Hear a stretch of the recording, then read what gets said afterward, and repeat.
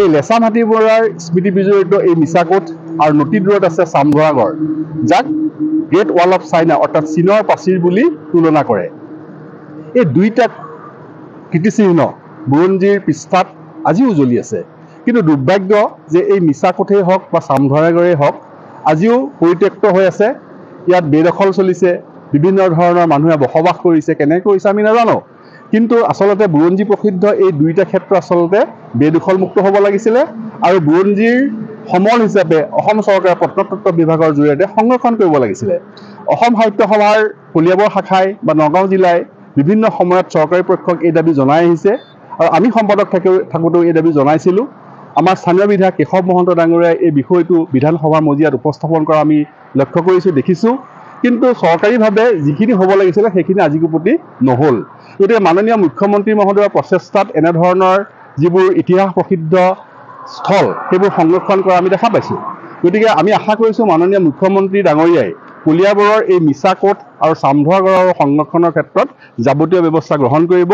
বিশেষকৈ এই দুটা বুৰঞ্জী প্ৰসিদ্ধ এই সমল দুভাগ সংৰক্ষণ কৰি নৱপ্ৰজন্মৰ কাৰণে এক দৃষ্টান্ত হিচাপে সংৰক্ষণ কৰিব বুলি আমি আশা কৰিছোঁ।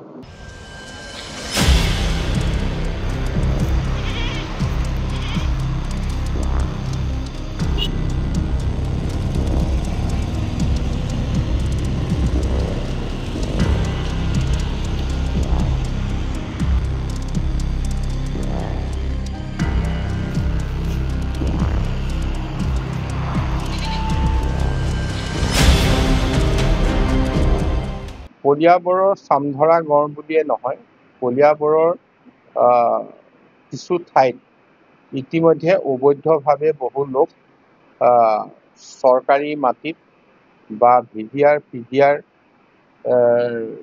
মাটিত বসবাস কৰি আছে বুলি এক খবৰ আহিছে। গতিকে আমি চাৰ্কুল অফিচৰ তৰফৰ পৰা এনে লোক ক'ত কিমান আছে এই ক্ষেত্ৰত আমি অনুসন্ধান কৰিবলৈ দিছোঁ। এইটো অকল কলিয়াবৰতে নহয়, আমি ৰাজহ বিভাগৰ তৰফৰ পৰা গোটেই অসমতে কিমান চৰকাৰী মাটি বা PDR মাটিত ইতিমধ্যে বেদখলকাৰী আছে ইয়াৰ তথ্যখিনি প্ৰথম আমি উলিয়াবলৈ দিছোঁ আৰু এই তথ্য ওলোৱাৰ পিছত পৰ্যায়ক্ৰমে এই ঠাইবিলাক আমি মুক্ত কৰাৰ ব্যৱস্থা কৰিম।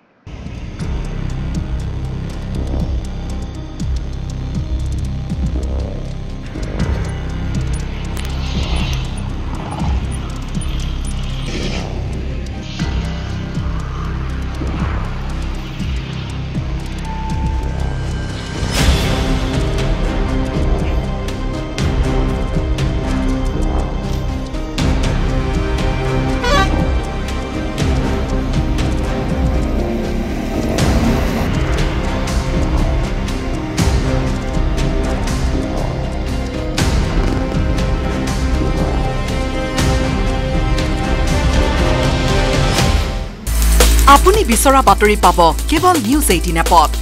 নিউজ 18 এপ ডাউনলোড কৰিবলৈ স্কেন কৰক এই QR কোড। গুগল প্লে ষ্টৰতো পাব এই নিউজ 18 এপ।